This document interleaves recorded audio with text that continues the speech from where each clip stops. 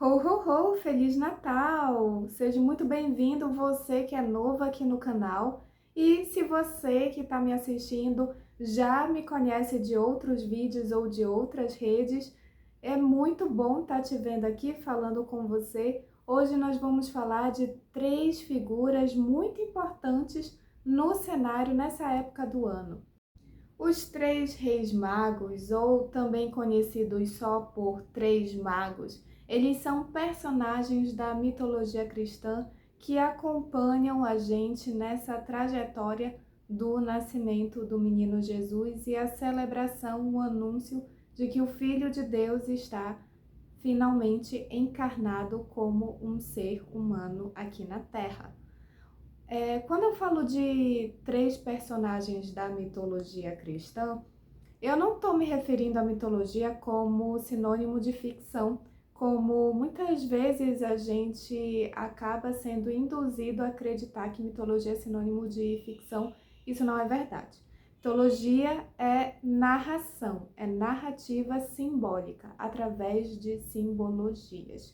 Então, os três reis magos e os seus presentes e vários outros elementos que compõem tanto a celebração do nascimento de Jesus quanto outros eventos que a gente lê na Bíblia, ou na missa, ou em cultos, eles estão ali de forma simbólica, sendo utilizados como uma metáfora para uma mensagem final. Tanto a Bíblia quanto outros textos da antiguidade misturam fatos históricos com narrativas religiosas. Isso acontece simplesmente porque naquele período não havia uma separação. Então, o vídeo de hoje não é para falar necessariamente se os reis magos eles existiram ou não. Isso não vai atrapalhar o desenvolver do vídeo e sim explicar qual seria a origem no sentido da construção, né, desses personagens e a importância deles dentro desse cenário do Natal. Então, por que que os três reis magos, que eles são citados, né, na Bíblia só como três magos, por que que a gente se acostumou a chamar eles por reis? Ou por que que é importante dizer que eles vieram seguindo a estrela do Oriente? Por que que eles, cada um deles, levou um presente específico?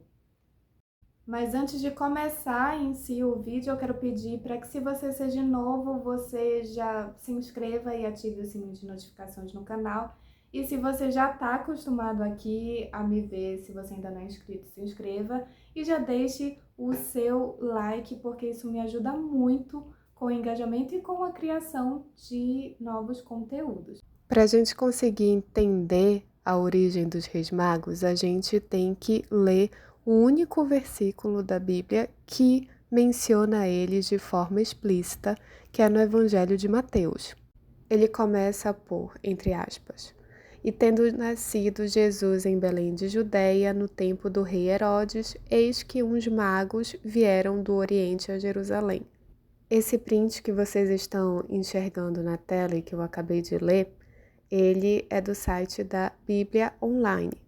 Toda e qualquer edição da Bíblia que você for pegar, independente se ela for uma Bíblia voltada para um público adolescente, para mulheres, homens, a pessoas mais letradas, ela vai estar sempre se referindo aos reis magos somente por magos.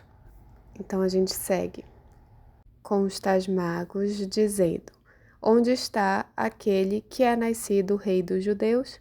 Porque vimos a sua estrela no Oriente e viemos a adorá-lo." E o rei Herodes, ouvindo isso, perturbou-se toda Jerusalém com ele. A parte seguinte é aquela parte em que o rei Herodes, ele fica preocupado por razões políticas, e aí ele finge interesse em adorar também o rei dos judeus, e pede particularmente para os magos voltarem assim que encontrarem o menino Jesus, para contar para o Herodes, para que ele possa também adorar. E se você já está acostumado a escutar essa história durante a missa, a celebração de Natal, você já sabe que os magos eles são alertados em sonho que não é para retornar, que não é para contar onde está de fato o menino Jesus e a família dele. Tá, já entendemos isso. Agora, quem são os três reis magos? Se eles são reis, por que que eles estavam viajando juntos e sozinhos, no sentido de não ter vassalos ao redor deles? Se eles são magos, o que que eles têm a ver com o rei dos judeus? E por que que eles seguiriam uma estrela ou acreditariam na mensagem em premonição de um sonho? Por que que cada um deles escolheu levar mirra, incenso e ouro? Tá certo que o ouro é o mais óbvio para todo mundo até o século XXI, né? Mas um ponto muito importante que a gente tem que levar em consideração desse texto, dessa referência de cada significado de cada palavra desse versículo, é que esse texto foi escolhido para fazer parte da Bíblia durante a transição da Antiguidade para a Idade Média, que foi quando o cristianismo se tornou a religião oficial do Império Romano. E por que eu estou falando isso? Porque muitas vezes a gente acaba se esquecendo da realidade daquele momento, de que as pessoas, na verdade, elas não estavam totalmente isoladas de outras culturas. Elas tinham referências, elas tinham relacionamentos com outras culturas, principalmente pelo fator comercial e também pelo fator das guerras e da dominação do Império Romano em terras estrangeiras e orientais. A palavra mago, ela tem origem na Pérsia Antiga.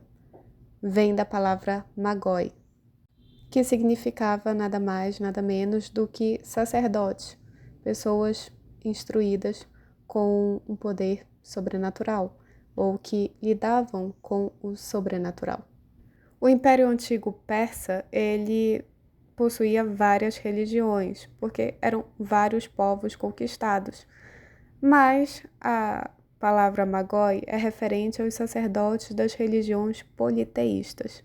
Eu tenho certeza que, se você é pelo menos um milênio, você deve estar bem familiarizado com a palavra persa ou Império Persa por causa de um filme dos anos 2000 que fez bastante sucesso e que tem como antagonista e o rei dos persas, o nosso querido Rodrigo Santoro, que interpreta o Xerxes, que é o rival do rei Leônidas de Esparta, no filme 300. Esse filme ele se passa no auge do Império Persa, das forças persas, no século V a.C. No século IV a.C., o Império Persa é derrotado e conquistado pelo Alexandre o Grande. Mas diferente do que acontece na nossa sociedade pós-cristianismo, a sociedade na antiguidade ela não tinha o hábito de impor a sua religião do conquistador sobre o território, sobre a sociedade conquistada. Os povos escravizados da antiguidade, eles têm um relacionamento totalmente diferente do que a gente conhece por escravidão da época do Renascimento e das grandes navegações.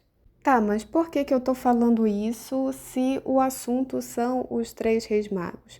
Porque algumas pessoas acham que pelo fato da origem da palavra ser relacionada, né, ter as origens na Pérsia Antiga, muitas pessoas acreditam que os magos eles são necessariamente persas, mas não. Da mesma forma que a palavra mago deriva do período da Antiguidade e do Império Persa, muitas outras palavras que nós utilizamos e que nós lemos até na Bíblia, elas derivam desse período, especialmente, é claro, da linguagem hebraica, do latim e do grego e também do sânscrito. É mencionado, porém, que os magos eles vieram do Oriente. Esse Oriente ele pode significar tanto o local em si, ou seja, todos os países, impérios que estão no território considerado do Oriente, principalmente o continente africano e o continente asiático, também uma parte da Europa. Mas uma outra interpretação para esse Oriente é que não necessariamente esteja se referindo a um local, mas ao fato de que vieram estrangeiros que reconheceram a importância do nascimento de Jesus. A gente costuma ter a sensação de que Oriente e Ocidente eles são demarcados exatamente por uma linha de fronteiras. Mas Oriente e Ocidente são divididos por cultura, influência cultural. Você se lembra do nome dos 3 reis magos? Na Bíblia não é mencionado. Porém, nós os chamamos de Gaspar, Belchior e Baltazar. Mas por que foram escolhidos esses nomes? O que cada um deles carrega e significa? Belchior ou Melchior é um nome de origem hebraica, que significa Rei da Luz ou aquele que é abençoado por Deus. Já Baltazar também é um nome de origem hebraica, que significa Salve a vida do rei. E o Gaspar significa aquele que vem ver. Esse nome, no entanto, diferente dos outros, tem origem no latim. No latim se falava Gazabar, cujo sufixo bar indicava a ideia de alguém portador de algo. Conseguiu notar que todos os nomes fazem total sentido com a representação dos Reis Magos? E como cada um deles no presépio é representado de uma forma diferente, claramente sendo de origem diferente? Uma possível interpretação é que cada um desses reis magos simbolizava, na época, um continente que estaria se reverenciando: a Europa, a África e a Ásia. A América e a Oceania não estão incluídas aqui porque nessa época elas ainda não tinham sido invadidas e colonizadas. E por que nós chamamos os reis magos de reis? Para reforçar o dogma da Igreja e do cristianismo, de forma geral, de que Jesus é o Rei dos Reis, ou seja, nasceu o menino rei. 3 reis magos, 3 reis distintos que vieram de partes diferentes reconhecer e se ajoelhar e adorar o menino Deus. Portanto, os 3 reis magos, eles simbolizam a sabedoria, o estrangeiro, os sacerdotes, a realeza, os profetas e a fé, além, é claro, a submissão à vontade de Deus. Os 3 reis magos também reforçam a relação entre realeza e o divino. E os 3 presentes, eles simbolizam o quê? Incenso, ouro e mirra.